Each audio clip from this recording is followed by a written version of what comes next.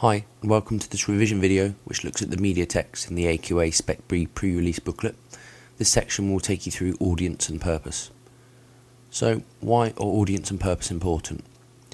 Well, they dictate the way we read and understand a text. Both audience and purpose can affect the language a writer uses. For example, is the language persuasive, informative, or does it advise or entertain? It may in fact be a mixture. So who is the text written for? Is it aimed at a wide audience or specific genders, age ranges, or people with particular interests? Audience and purpose also affect choices of headlines and pictures, which are designed to give us clues about the article and draw us into a text. Understanding why an article is written and who it's for helps to make any analysis we do more effective.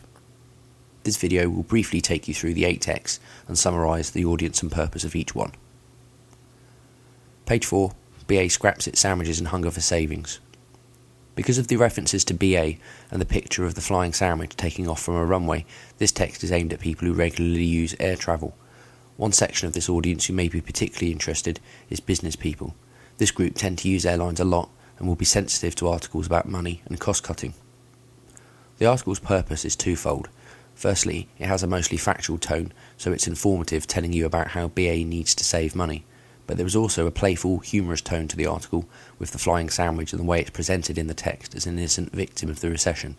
So the writer is also aiming to entertain the reader with what might otherwise be quite a dull article. This may also explain the puns in the headline. Page 5. Do a pick a favour, bad vegetarianism now. The mention of vegetarians in the headline clearly aims this article at this group of people. The article itself criticises and even insults them, so it could also be said that the article is aimed at both sides of the eating meat debate. Anyone who is involved in the food industry or has an opinion about food will be interested in what Giles Corran has to say. The language in the article suggests a threefold purpose. First, Corran is arguing his point of view about vegetarians and how we should approach the issue of eating meat.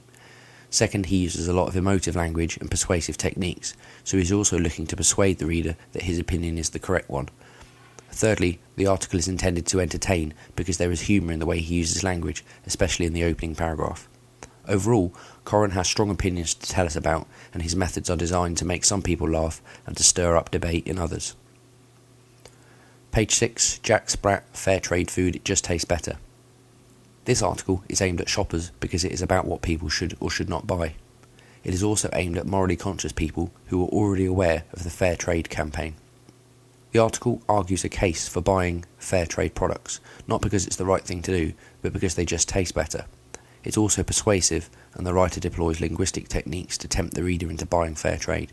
For example, "it just tastes better" becomes a slogan that is used in several places in the article. Page 7. If Jamie Oliver can't change our eating habits, who can? This article is aimed at parents, and this is clear when we look at the picture showing Jamie Oliver serving healthy food to children. The article is highlighting the issue that our diets are still not healthy enough.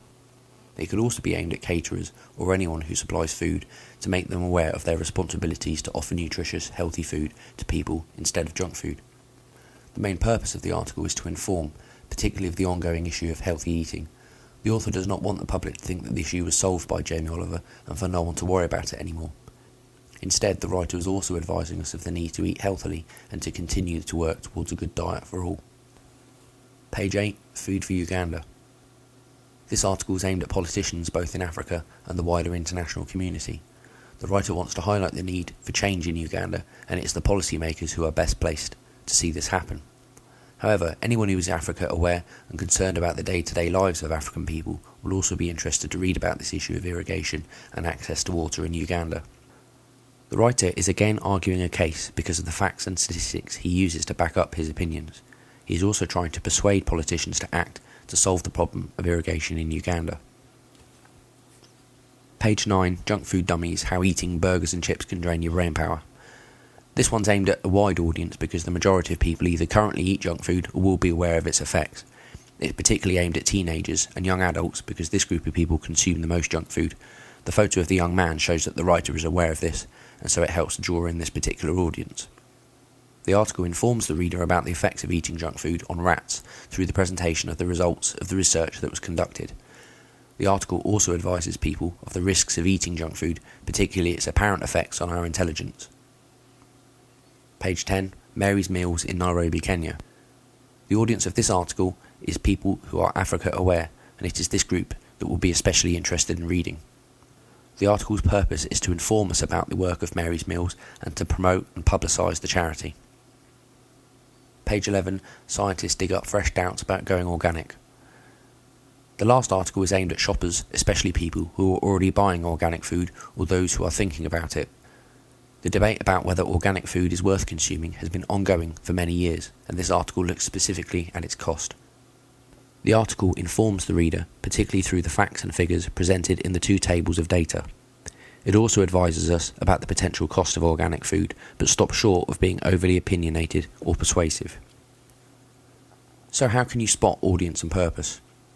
The use of language may change depending on the audience the article is aimed at. The purpose or aim of the article will affect its tone, language choices and style.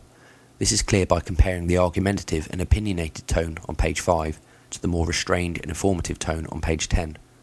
The language used in headlines may give us clues about audience and purpose, especially when considered alongside the choice of pictures. That concludes this video on audience and purpose in the media text. Thanks very much for watching. Please check our channel for more videos and best of luck in your exams.